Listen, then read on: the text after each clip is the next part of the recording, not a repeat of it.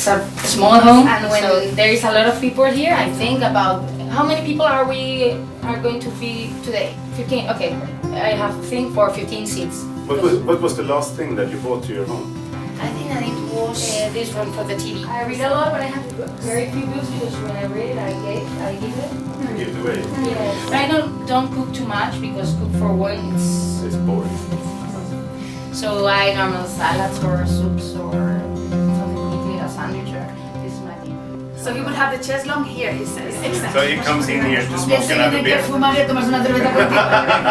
Yes, of course. You know how to party. Yes. That was inside of that one. Ah, okay. I love this table because it doesn't take much space.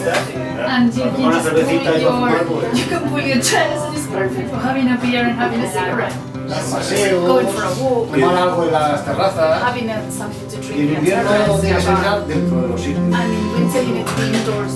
Cuarto se pelea con ese. And the fourth one fights the first one to share the first one.